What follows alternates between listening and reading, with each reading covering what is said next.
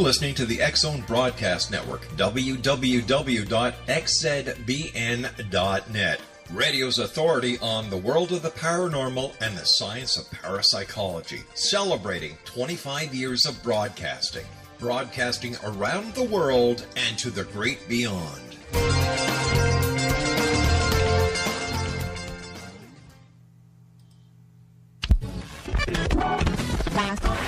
All Hit Radio.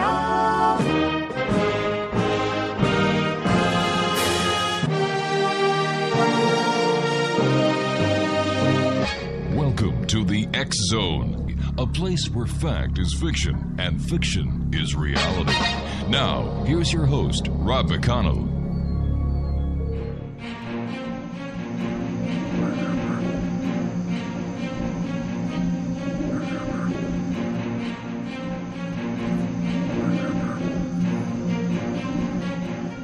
Welcome back, one and all. This is the X-Zone. I am Rob McConnell. We're coming to you from our broadcast center in Hamilton, Ontario, Canada. Worldwide toll-free, 800-610-7035. My email address is xzone@xzoneradiotv.com. On all social media sites, X-Zone Radio TV. And our main website where you can listen to the X-Zone, 724-365, www.xzoneradiotv.com, and our podcasts are available at xzonepodcast.com. My guest this hour is spirit medium Laura Mendelsohn.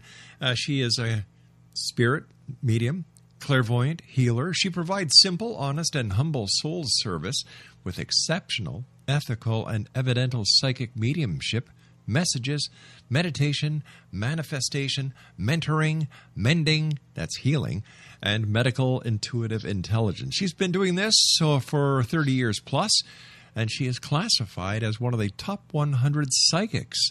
She's also a research medium. Joining me now is the one and only spirit medium, Laura. And Laura, welcome back to the X-Zone. How have you been? Good. How about you? You're the psychic. You tell me. You sound pretty good. My goodness. You sound very good. Go ahead. I'm sorry. No, don't be sorry. This is two old friends sitting down at a coffee shop, shooting the breeze. That's the way I like to conduct my show. Oh, absolutely. Mm-hmm. So what is new in the world of spirit medium Laura? What kind of work are you doing? I see that you're expanding. You're now doing courses. My good heavens. Tell me more. Oh, well, thank you for asking. Not really. I mean, you know what? The business is always evolving, I guess is a way to put it. I was looking over some of my my notes of our last time together, and I think what I've been doing is moving more and more into mediumship as the primary service that I provide, and I don't teach that much anymore. Right. I just created a self-paced course which people go through for certification. But most of the work I'm doing right now is mediumship, and the big difference is that I think what we discussed last time was, is this really legitimate? Is there really another place that we go to, mm-hmm. As a soul? And I really, after I got off the interview with you, I was thinking about that. But what's happened lately is the sessions have become more and more detached from me, taking on a life of their own. And it definitely is making me much more of a believer than a skeptic. Right. And I think I mentioned that to you. I am a skeptic. I know that sounds crazy, but I'm the messenger, not necessarily anything more or less than that. And it's my job to be neutral as possible, take care of the body, which is the instrument through which spirit speaks. But what do I know really about the other side, other than what I've experienced and read? Well, I can't say I've actually gone there and come back. So what I'm discovering lately is the sessions are becoming eerie.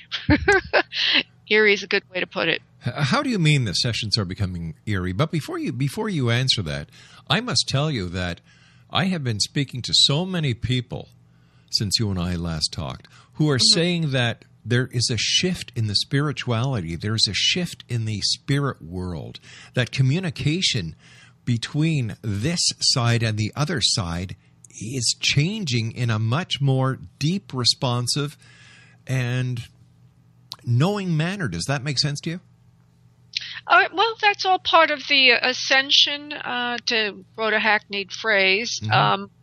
And I tend to be very cynical and skeptical again, and I'm very wary of what the popular opinion is. I know that sounds it doesn't sound woo-woo enough to do what I do as a profession.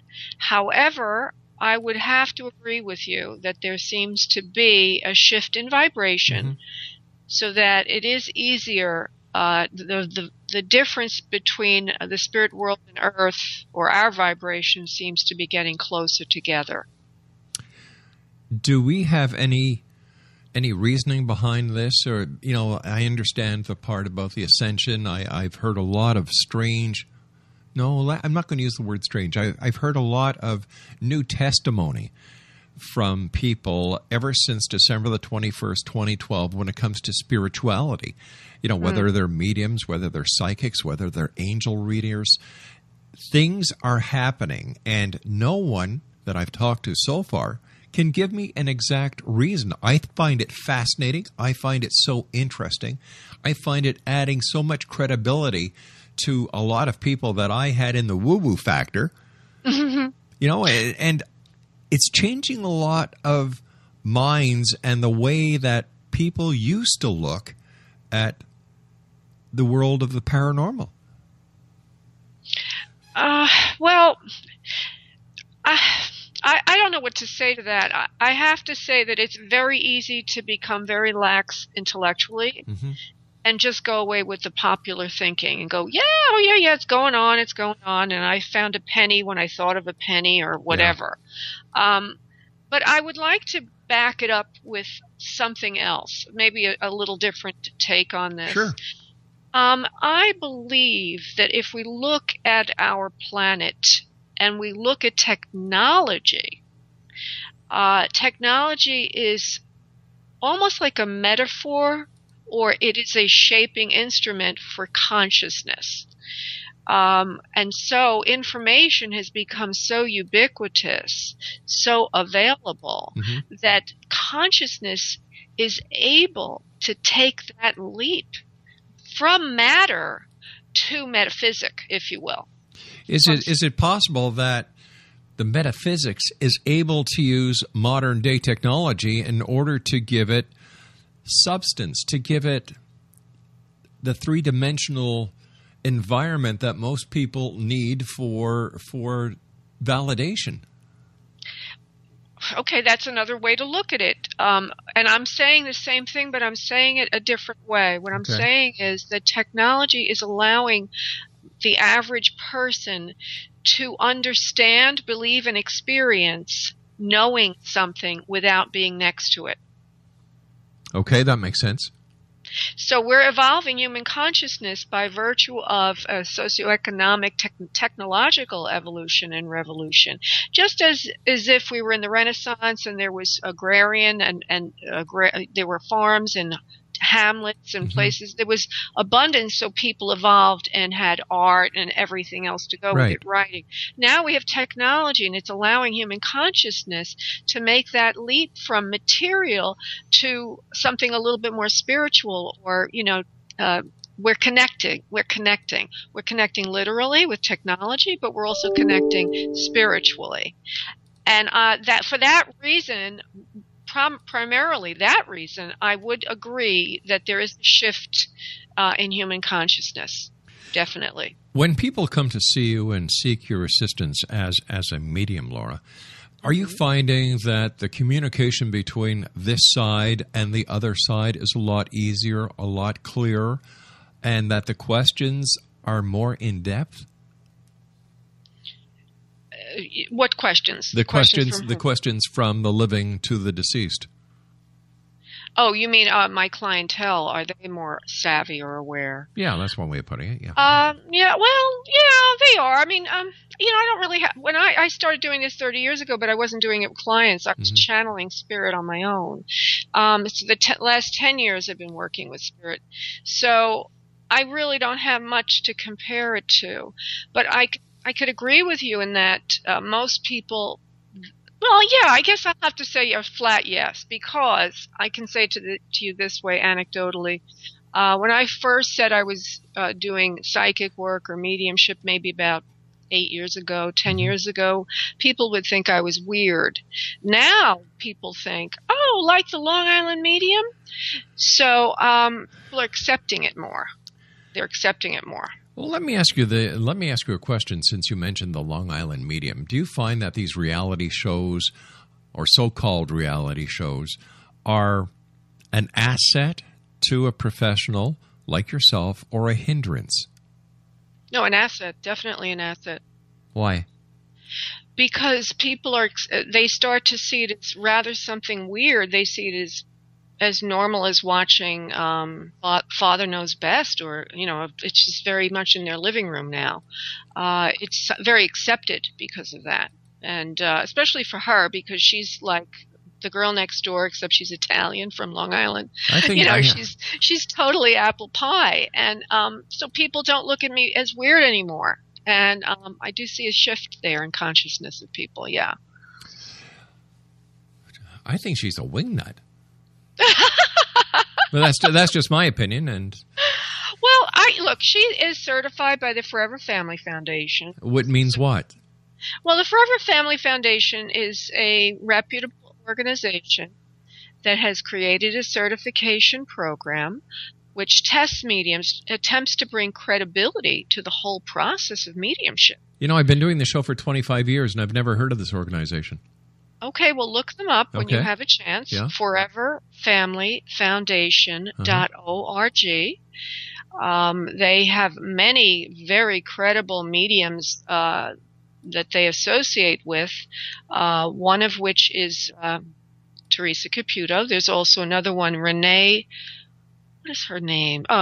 Kim Russo, Russo, and she's on various TV shows. There's another one who's sort of the medium's medium. Her name is, I think it's Janet Nahovic, something like that. Now, I'm really bad right now with remembering her name. Please forgive me, Janet. She doesn't know me, but she's somebody I admire very much. She used to be a Roman Catholic nun. She used to be a Roman Catholic nun, and she's very, very excellent medium. So in any event, they're credible, and they bring credibility to this whole experience of what is the afterlife. All right. So what is the afterlife? That's an excellent question. What is the afterlife, and how should we, who are on this side, perceive it? Wow, that's a great question. And I'm glad you asked it, because that's kind of where we left off last time. And I said to you I really didn't know what it was. And I also said to you that my mother came to me the night of the day she died. She died on December 4th, 2004, about 2 in the afternoon. But that night when I was sleeping, I was awakened by a 3D dream, and she was flying next to me. Like a ghost. And she said to me, Laura, it's nothing like you think it is. And so what I have learned in mediumship over time, through reading and also my own experience firsthand in mediumship, is quite often the souls are showing me life in a very worldly place, very much like Earth. But there's also some other souls that will come in, and they say that they are more advanced and they are allowed to be in an Earth-like place, but they also can go to other dimensions which are at different frequencies and not as much like Earth. There are some souls that exhibit to me either going through some kind of an adjustment or a clearing period. And that's kind of awkward to talk about because you and I, we're still living in a linear time dimension. Mm-hmm. And we assume that the world of spirit is the all now. So how could I experience them as still being stuck somewhere? I don't know, but I can tell you this, that in some sessions I've had with clients, the soul will be very reticent to speak, usually if they've committed suicide. Not all the time, but if they've committed suicide or they died, maybe they were murdered, and I have these kind of clients that come to me and the soul was murdered, or whatever the way it was that they died, they will have some of them will be stuck in a place of healing, or they may not have been completely cleared and still may be thinking very much negatively, as they might have on Earth. So that experience of the other side would be, from my perspective, the way I imagine it, and I'm not there again. I'm just looking through. Yeah. Right. Those people that are like that, they give me visions of like a hospital if they were ill and they died suddenly, or if they committed suicide and they're still very troubled. They'll give me the feeling like they're alone, and it's a darker place. And I have no idea if that's just my own assumption, filtering over that, or if it's the case. But when it's unexpected, when I didn't expect it, then I take it a lot more seriously. And what I didn't expect was to talk to a soul that had a traumatic passing and have them act very, very... Well, there was one that came in, was just Wednesday it was. It was a son. He wanted to talk to his mother, although I didn't know who he wanted to talk to because I allow spirit to come through. And I knew there was a female waiting for him. It felt like a mother. But instead I got his aunt and everything was validated. Then I got his grandmother and everything was validated. And I said, I still feel I haven't brought in who you want. Who do you want? He said, my mother. I said, well, I'm going to try. I said, there are no guarantees. That's not the work I do. But in any event, I sat there and I was very quiet and I attempted to pull this soul in. And at first it was very difficult, not difficult because one of the things I've learned is not to strain to try to do it, but it wasn't happening. I'll put it to you that way. It just wasn't happening.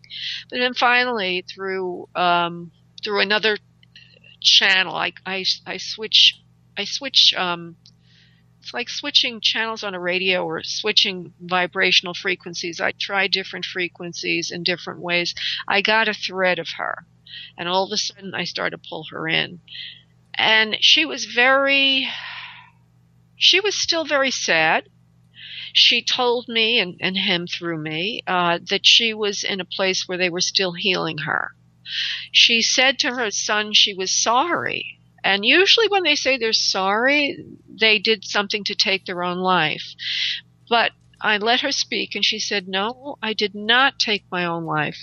And then she started to channel through me, and it was something to do with in the line of fire, and that they were going to take her son away from him. He was little when this happened. So she was murdered with a gun.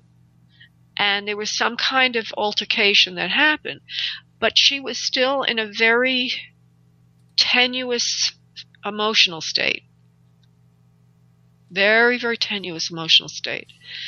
What would I see it as? I saw it like as if she was in a hospital or a place where they're still trying to heal her. How do you deal with all the different emotions that you must go through in a period of a week, doing all these different mediumship readings? You're basically a conduit for not only the spirit world, but the emotions that are being felt by both sides. Oh boy, that is an issue. It's a calling. Although the veil between the spirit world and earth is lessening, there's only certain people that would have the tenacity or be called to do this because there's sacrifice involved. It's very draining. You have to take care of your body. You have to learn how to detach as much as possible. But even with the best techniques of compartmentalizing, as a highly clairsentient or feeling medium as part of my tool set, I will quite often be overrun or overcome with emotion from the soul. And then sometimes the person on earth is crying and, oh my God, something happened earlier in the week, another situation. Can I tell the story? Well, please do. Well, I worked with a woman on Saturday who lost her husband around Valentine's Day 2 years ago. That's hard. Yeah. And I've had several sessions with her spread out over time. I don't encourage people being addicted to psychics. But, over time it's reasonable. And her husband came in and started to tell her that her right-hand man at work, it's a business that she owns, that he would be leaving her soon and that he would be replaced by somebody else. And he went on and on and on, and she didn't like that very much because she needs this man at work, and plus, I think she had an emotional connection with him because her husband wasn't around. He was the strongest man around that she could lean on when she needed help. Well, she called me 2 days later on Monday, and she was hysterically crying. He was killed. Oh, no. He was killed in an auto accident. And so she was very upset. And so I had other clients waiting, and I wanted to help her as best I could. So I said to her, well, let me see if I can bring him in and let him give you something that lets you know he still continues. So he came in. He described how he was killed very well. And then I said, let me see if I could get something very, very specific so you really, really, really, really, really have something here. So he said to her, he showed me, actually, I'm very clairvoyant also, he showed me a pad, a writing pad, and a pen. And he said it was in the bedroom, in her house, in her bedroom. And so she said, yes. I asked her, do you know about this? She says, yes, the pen and the pad is right next to me at my bedside. I use it to write to my husband in spirit. So he gave her very specific evidence to let her know that he was still around. Oh, my goodness. Yeah, and so, that's just part of my day. Then I have like a number of customer clients, and I have the radio show. It can drain you. It really can drain you. But, I do the best I can. All right, stand by, my dear. You and I have to take a commercial break. We'll be back shortly. Exonation, my guest this hour, is the one and only spirit medium Laura. Her website is spiritmediumlaura.com. That's spiritmediumlaura.com. And we'll be back after these fine words from our sponsors and a bit of news as the X-Zone continues from our broadcast center in Hamilton, Ontario, Canada. Worldwide toll-free 800-610-7035. Email X-Zone at X-Zone Radio TV. On all social media sites, X-Zone Radio TV. And you can listen to us 7/24/365, including the live broadcast at www.xzoneradiotv.com. And don't forget, you can always call up using your cell phone or your old-fashioned hardwire phone to listen to the X-Zone just by calling 213-401-0080. I'm Rob McConnell. This is the X-Zone. Spirit medium Laura and I return on the other side of this short break. Don't go away.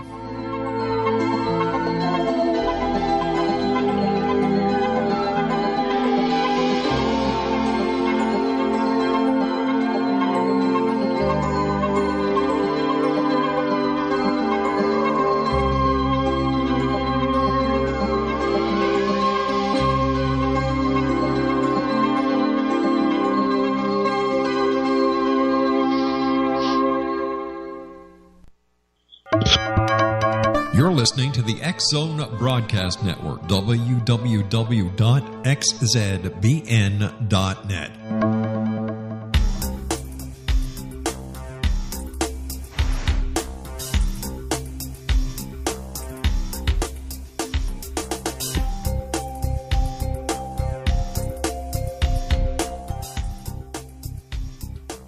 Welcome back, everyone. Spirit Medium Laura is our special guest this hour. www.spiritmediumlaura.com is her website.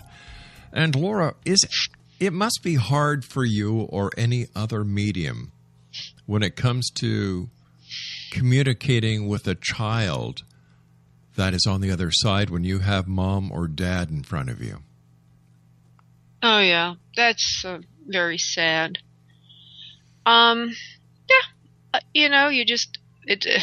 This work has brought out in me every ounce of empathy, sensitivity, insight. You just have to be very, very careful what you say, how you say it, what you do. That's why it's advised to not come to a medium when you're still in the grieving process, because it just doesn't work as well. Has there ever been a time when you've been doing a reading that you have had the heck scared out of you? Oddly enough, no. I should be scared, but I've never been scared. Well, how do you prepare yourself? How do you protect yourself in the event that something negative tries to come through to this side through you? Well, okay. As a matter of routine, similar to as a pilot before he takes off in a plane, you go through a checklist. So one of the things I do is prayer, and I always ask that we work in highest love, light, and protected space possible. However, even once I was awakened in the middle of the night recently, and I couldn't move my body. One of those states where you could see or you're seeing, but you can't move your body. Sleep paralysis. Yeah. And in my bathroom, there was somebody there that was a spirit. And it walked out of the bathroom and along the edge of my bed and down into my hallway. And I'm standing there thinking, don't let yourself be scared. And I didn't. I didn't allow myself to be scared, and I claimed the space. So that's how I approach all of this. I've just naturally do not have a tendency to be scared. I don't know why. I've never had that kind of fear except when I was very little and I used to see spirit. Maybe I was 3, 4, 5 years old. But ever since then, I just take it as a natural thing. It's as natural as, talking to anybody else, really. It is quite friendly. And the other thing is, I do believe that like attracts like, and so if I'm in a high vibration, I'm only going to be experiencing high vibrational kinds of entities, not lower ones that are, out to hurt or what have you. But what would happen if there was a negative entity who had gotten into this same vibrational field that you are finding yourself in, believing that everything in this level of vibration is good and there's nothing evil, and this negative entity tried to fool you to come through to this side using you as that conduit? Sounds like you've been speaking to some other people. Not me. I've never had that happen to me. Never. But what would happen if it did? The what if factor? Well, I don't know. I really can't tell you because I can't even imagine it. It's never happened to me. I don't know why it's never happened to me. Well, let me ask you this: do you believe in negative entities, demonic entities, or evil? I believe. At first I didn't. Then okay. There's a great book by Dr. Michael Newton, and he does say that there are souls that are lost and, they're at their frequency, their vibration. So I do believe in it, but I've never had that problem. I've never experienced any negative or evil entities ever. Do you believe in reincarnation? Yes, I do. Okay, let me ask you this then. If someone has passed and let's say their wife or their sister, their brother, their friend come to you to make the connection with this person on the other side, but a period of time has gone between the departing and this person coming to see you, what would happen if the person who is being sought by you on the other side for the mediumship of your client has already been reincarnated. What would happen then? Well, according to what I understand, there's still a portion of that soul that remains in the spirit world. Well, how would that work with reincarnation? Does only a part of us come back instead of our whole soul, our whole essence? Yes, exactly. And this is according to Dr. Michael Newton's work. Again, I'm quoting his work. And I've never had a problem I've never had a problem bringing in souls if they're ready to come in. So not all of us comes down to earth, apparently. And then again, if you think in terms of the context of the eternal now, which these souls are in, then there has to be a portion of them there, because it's always they've always been there, even though they've taken a part of themselves to experience a linear time-space continuum. So I think that they're always available, even though a portion of them has gone to an incarnation. There is something called an oversoul as well. Mm-hmm. Okay, the oversoul would be the larger soul in which all the different lifetimes come from. And so that oversoul would be always in the spirit world and would probably be able to bring in an essence of the soul that we're trying to find.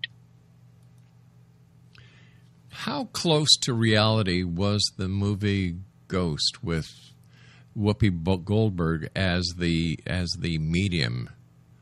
I think it was a very, very accurate, actually. Of course, it was doctored up a bit for the sake of Hollywood, or to make us understand. But I don't personally have souls jumping in and out of my body in a room waiting around.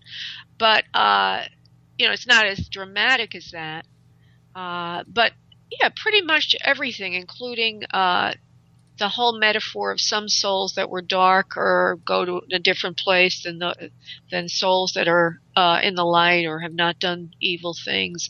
The whole idea that a soul that has unfinished business can remain on the earth plane and continue to interact with people around them. I think that that's pretty accurate. I don't know about Whoopi Goldberg. Let me think about her part of it. See, I don't experience spirit that way. And I noticed mediums have different experiences. They experience their mediumship in different ways. Right. When I was a baby, a child, maybe up to 6 years old, I was begging spirit. I didn't know who I was asking. I just was screaming, "Please go away," because I was seeing things I didn't want to see. So I don't just see them everywhere. I have to open the portal to see them. I open and close a doorway to see spirit, feel, know spirit, and talk to them. It's not always on for me. So in that movie, Whoopi Goldberg had a problem. They were following her all around, and I've heard other mediums have that problem. But bring it to reality a little bit.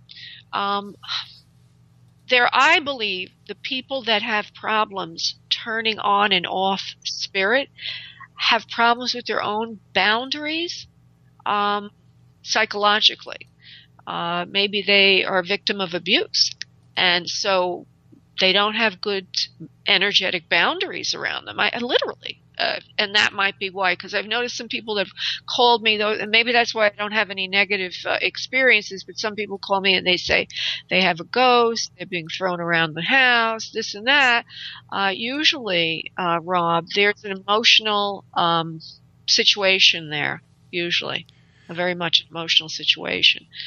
Like attracts like. So if somebody's very, what's the word for disturbed? Right. Emotionally, they can open that, they can allow, or they can start to interact with a soul that's disturbed emotionally. And so therefore you're having uninvited spirits come to you. And it doesn't happen with me because I didn't learn how, but spirit gave me the opportunity to have that boundary in place. So I have a boundary in place. Why do you think you were chosen for this calling? I don't know. I have ideas about it. I have a pre-life memory. Again, is this scientific? Who knows? You know, psychologists have proven that we can create memories, but I do believe this memory. I have a pre-life memory that I thought I was done with my incarnation cycle, and I'm speaking to my guides, and my guides said to me, like there were like 2 or 3 of them, you know, reverend beings that I adored, and they said, nope, you got to go back again.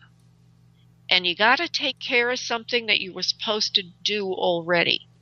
And it has to do with, I think, the work I'm doing now, although I'm not clear on it exactly. I think it's something to do with proving spirit on earth. It doesn't have to be in a huge way, but maybe just for the people that I work with, that I had to come in, own this, show it, be it, and fulfill this purpose. So that's what I think is going on here. That's what I think is going on here. When it comes to the other side, how does one's own personal religious beliefs fare into their existence on the other side? Well, I have seen. There's a number of ways to answer that. That's why I'm hesitating. A couple of things. One is if they were very religious on earth, when they get or followed, you know, a formal kind of worship, they have the opportunity to do that in spirit. However, they can also, according to their level of awareness and consciousness, they continue to evolve in spirit, by the way. They don't necessarily stay static. Okay, you could continue to evolve according to what I've seen. So when they're in the spirit world, they might start to see spirituality in a bigger way. They might start to wean away from the more formal rules, regulations, or, you know, the man-made constructs into more of a true universal consciousness, love kind of explanation. And that can happen gently over time. Or if it's a soul that is sort of ready for that, maybe they had the formal constructs of religion about them on earth for some other reason, maybe not consciousness, but for some other reason that they chose for their soul's growth, they may just immediately go back to understanding a bigger picture kind of worship.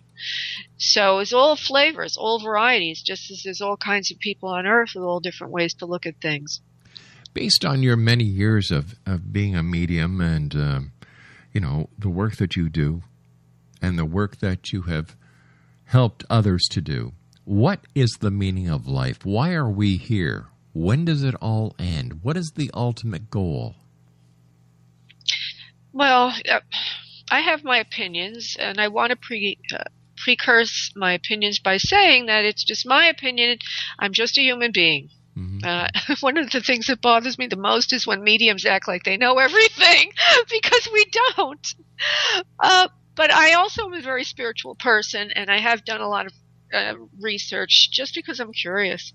So I feel after the work that I've done, and even of the book that I wrote, the first book, which is all about soul alignment, that I feel that we come to Earth to know ourselves, to understand who we are, to remember our divine essence. A more literal way to put that is to live a spiritual existence in a physical body, to love our soul, to love ourselves in a spiritual way, and to perform service from our gifts. Our soul seems to have within it an imprint of a specific gift each of us has. It's part of the DNA of the soul, if you will, the genome of the soul. Each individual has their specific, unique gifts that they're supposed to activate and actualize on Earth and perform in the service to others to help others live better lives. So we come here to be in service from our gifts, and we come here to remember our gifts. And usually each soul plans a huge obstacle to doing that. And we have to work through that obstacle by learning how to have faith in higher power. And when we do that, we move to our essence, and our essence is very, very magical indeed. But you said that we come here to learn about ourselves. If this is the case, why do we keep coming back? Like, don't we just get it the first time around? I look at it like a diamond. There's always another facet to polish until we finally reach perfection, which is the hackneyed phrase, again, another hackneyed phrase, but until we reach full polish, So we always have a different side to us, and actually that can become an infinite experience. You don't ever have to finish. You don't ever have to perfect. You could always be looking at this from a different angle, a different perspective. It always is the same theme, moving away from feeling disconnected, fearful, competitive, to feeling connected and in what would some people call love, but it's not a human love. It's an unconditional love of feeling connected, empathetic towards everything, feeling that connection. And that process can be infinite, never ending. So what do you think that you've learned this time around here on this planet that you didn't know before? I think this particular track that I'm on this lifetime round is to learn how to love. Again, it's like the same lesson perhaps, but a slightly different drama to it. Is to learn how to truly accept who I am and love that essence.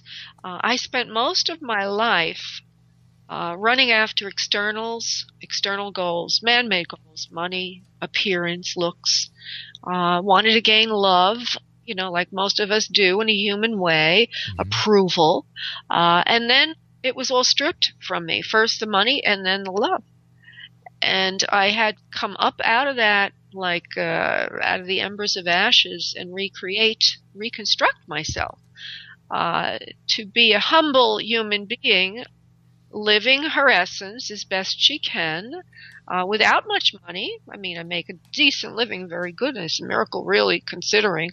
But, after losing millionaire status and everything else, all those outward wonderful things, I live a humble life, and I love my humble life, and I love my life just the way it is. But I don't have those externals. I'm getting older now. I'm 62, and that's fine. It is what it is. Our time is nearly up. We've got a few minutes left, Laura. First of all, thank you so much for joining us. Great talking to you again. I love the work that you do. So what are your final thoughts for the listening audience of the X Zone Nation around the world tonight? What are your words of wisdom?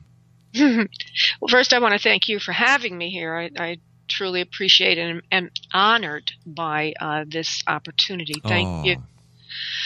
The words, I think, since we're on the subject of self-love, not narcissistic love, but the love of owning our imperfection, right? I know what you were going to say, and you caught yourself very good there. Owning our imperfection. What was that? Nothing. Go ahead, dear. Okay. I had a young lady come to me this week, and she just battles herself constantly. Okay, so you're overweight. It's not the end of the world, Love yourself. Nurture yourself. Take the best care of yourself that you can possibly take. Breathe fresh air every day. Get out in nature. Eat the right foods, drink good water, love other people, be in service to others. It will raise your self-esteem. Be who you are. Authenticity is the magic elixir of bliss, paradise, magic. It's a miracle. So love yourself, everybody. Love yourself. Because if you can't love yourself, no one can love you. So important. Absolutely. Laura, absolutely. Take care of yourself, dear friend. Always great talking to you, and I look forward to the next time you and I meet back here in the X Zone. Until then, keep the great work up. Thank you too, darling. Bye-bye. Bye-bye now. X Zone Nation, Spirit Medium Laura has been our guest this hour. www.spiritmediumlaura.com. Now, I'll be back on the other side of this short break as we continue here in the X Zone from our broadcast center in Hamilton, Ontario, Canada. Worldwide toll-free, 800-610-7035. Email xzone@xzoneradiotv.com. On all social media sites, Xzone Radio TV. And you can listen to the X-Zone 24/7, 365 at www.xzoneradiotv.com. And that's the place where you can also listen to the live show, like you're doing right now, Monday through Friday from 8 p.m. Eastern until midnight on the X-Zone Broadcast Network, Talkstar Radio Network, Radio X, Digital Broadcast Network, Sirius Satellite Network, and the list goes on and on and on. My name's Rob McConnell. This is the X-Zone. I'll be back on the other side of this break. Don't go away.